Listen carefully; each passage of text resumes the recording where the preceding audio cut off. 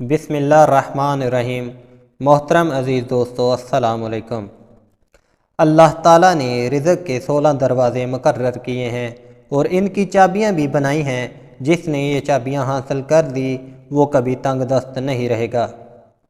پہلا دروازہ نماز ہے۔ جو لوگ نماز نہیں پڑھتے ان کے رزق سے برکت اٹھا دی جاتی ہے، وہ پیسہ ہونے کے باوجود پریشان رہتے ہیں۔ دوسرا دروازہ استغفار ہے۔ جو انسان زیادہ سے زیادہ استغفار کرتا ہے، توبہ کرتا ہے، تو اس کے رزق میں اضافہ ہو جاتا ہے اور اللہ ایسی جگہ سے رزق دیتا ہے جہاں سے کبھی اس نے سوچا بھی نہ ہوتا۔ تیسرا دروازہ صدقہ ہے۔ اللہ تعالیٰ نے فرمایا کہ تم لوگ اللہ کی راہ میں جو خرچ کرو گے اللہ اس کا بدلہ دے کر رہے گا۔ انسان جتنا دوسروں پر خرچ کرے گا اللہ اس سے 10 گنا زیادہ بڑھ کر دے گا۔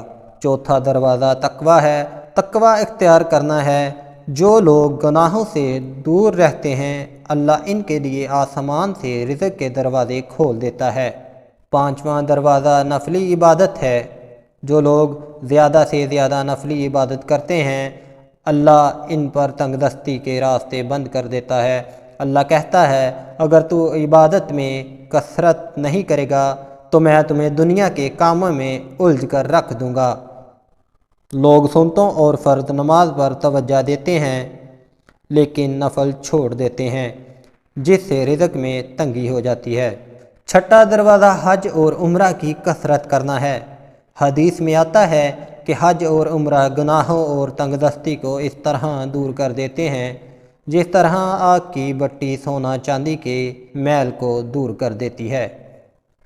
ساتواں دروازہ رشتہ داروں کے ساتھ اچھا سلوک کرنا ہے۔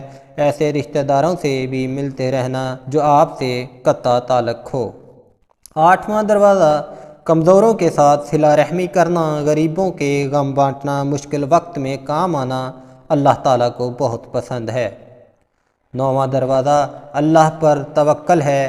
جو شخص یہ عقیدہ رکھے کہ اللہ تعالیٰ دے گا تو اللہ تعالیٰ اسے ضرور دے گا، اور جو شک کرے گا وہ پریشانی میں رہے گا۔ 10واں دروازہ شکر ادا کرنا ہے۔ انسان جتنا شکر ادا کرے گا اللہ رزق کے دروازے کھولتا چلا جائے گا۔ 11واں دروازہ گھر میں مسکرا کر داخل ہونا۔ گھر میں مسکرا کر داخل ہونا سنت بھی ہے۔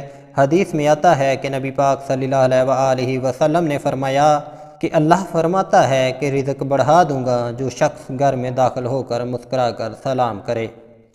12واں دروازہ ماں باپ کی فرما برداری کرنا ہے۔ جو آدمی ماں باپ کی فرما برداری کرتا ہے وہ شخص کبھی تنگ دست نہیں ہوتا۔ 13واں دروازہ ہر وقت باوضو رہنا ہے۔ جو شخص ہر وقت نیک نیتی کے ساتھ باوضو رہے اس کے رزق میں اللہ تعالیٰ کبھی کمی نہیں ہونے دیتا۔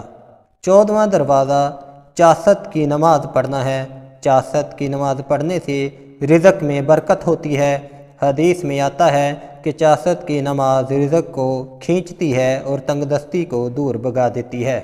15واں دروازہ سورۃ الواقعہ پڑھنا ہے۔